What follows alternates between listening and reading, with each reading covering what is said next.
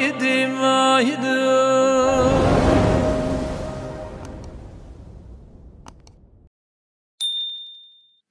chers amis, bonjour à tous et à toutes.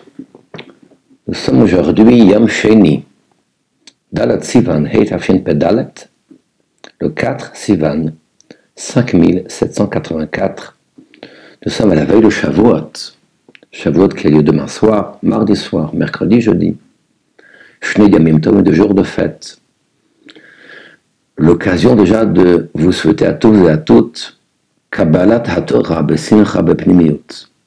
Que nous soyons présents et des témoins pour recevoir la Torah Besimcha, avec joie, avec intériorité. Certains peuvent croire que Kabbalat HaTorah, l'acceptation de la Torah, doit se faire dans la crainte, la torpeur, dans un recueillement profond, une méditation. Echefchar, comment c'est possible? Le Kabbalat HaTorah, de recevoir la Torah. Eh bien, de Moussar, le texte que le Rabbi envoie toujours, lorsque à toute la communauté, à tout le Kalal Israël, dans ces lettres-là, c'était Kabbalat HaTorah, Besimcha, avec joie. Ça, c'est la base. Faire Torah Mitzvah doit être fait avec joie. Pour nous tous et toutes, Ashrenu Matov Chelkenu, heureux sommes-nous, et avec intériorité. Mais j'aimerais rebondir sur l'un des aspects les plus essentiels de cette fête de Shavuot. Il est marqué dans le passage, chacun le sait, Vayechan Sham Yisraël Negadar.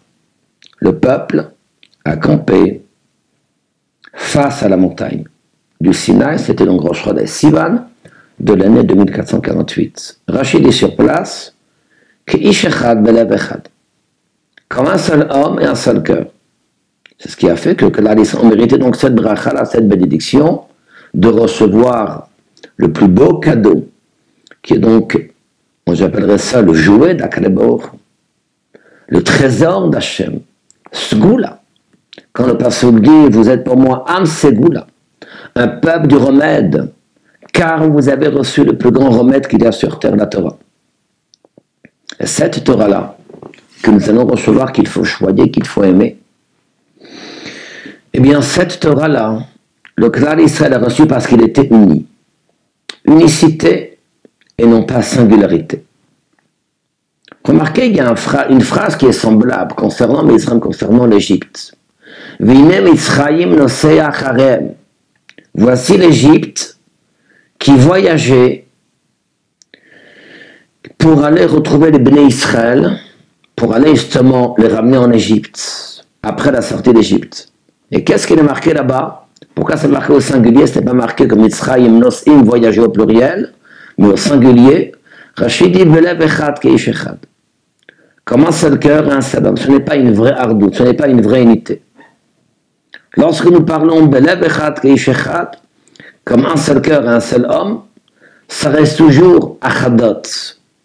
C'est toujours une multitude de personnes qui sont singulières, seules, et qui vont s'unir, non pas une unité profonde et réelle, mais une unité qui n'est que partielle, éphémère.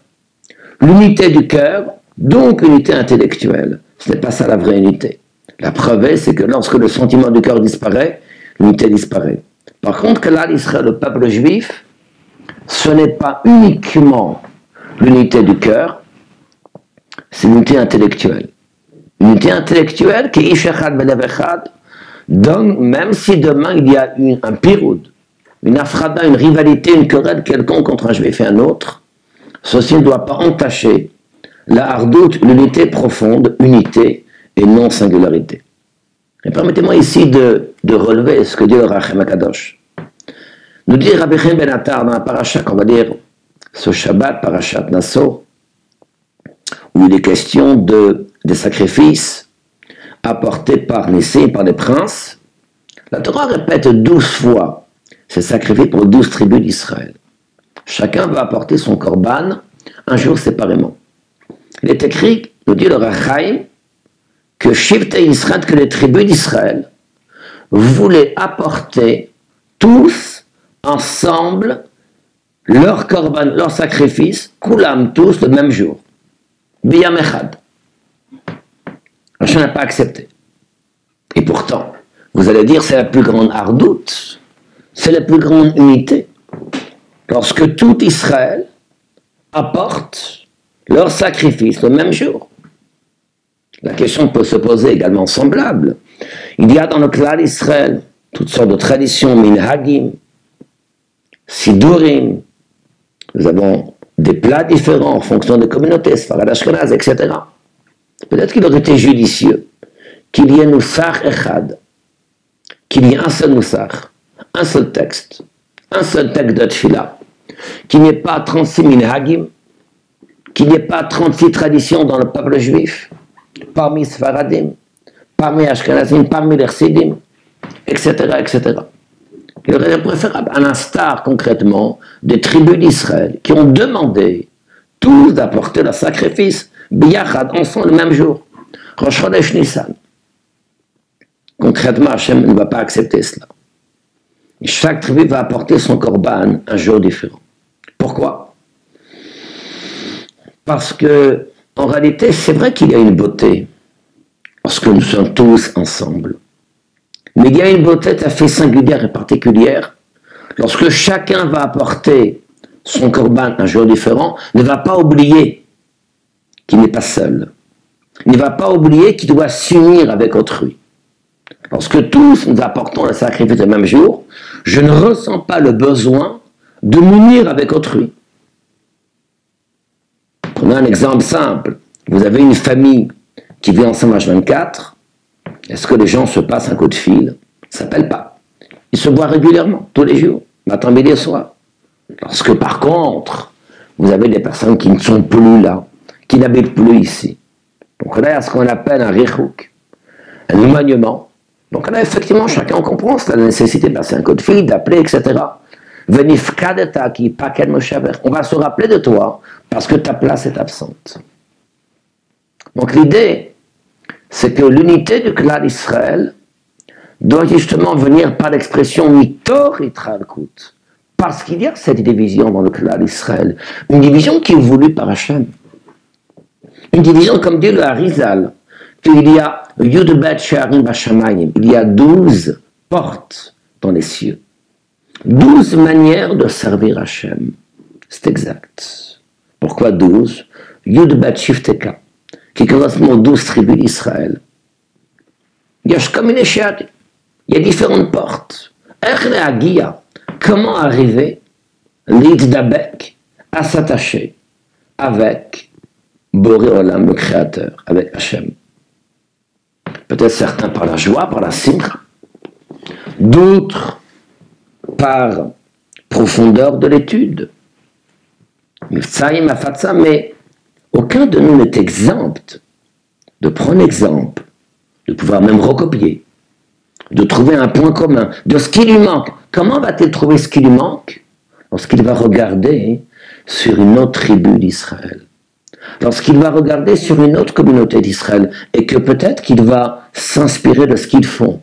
Et Zéou Chacham, qui est le sage, Alomed Mikoladam, lorsque tu apprends de tout homme, c'est une base qui est fondamentale. C'est ce que dit David Amelech. Mais comme l'amda diskati, de toute personne, j'ai appris. Donc je pense que toute l'idée de Matan Torah doit être l'expression de l'unité du clan d'Israël dans sa singularité, et non pas unité ou singularité, et non pas de dire que le clan d'Israël doit être dans une singularité, non. L'unité du peuple juif est la base. Comment exprimer cette unité? À travers, je dirais, un sous-ensemble qu'on appelle la singularité, où chacun est capable, finalement, de parfaire, d'optimiser, d'améliorer ses capacités, ses performances. Il sait qu'il n'est pas seul dans ce projet-là, mais on ne va pas pour autant se substituer à ses efforts à lui. Il doit faire un effort, il doit prier tous les matins, il doit faire un effort de prier tous les jours, il doit faire un effort d'étudier tous les jours, et personne ne pourra le faire à sa place.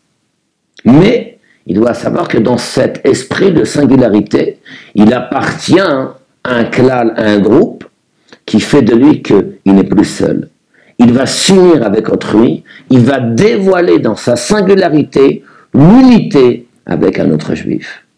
Alors nous également, de prendre ces quelques propos, qui ish echad belev echad, comme un seul homme et un seul cœur, que nous soyons capables de notre individualité, singularité, de retrouver le point culminant, essentiel et fondamental, l'unité du peuple juif, qui est la préparation au don de la Torah et à recevoir Mashiach. À très bientôt.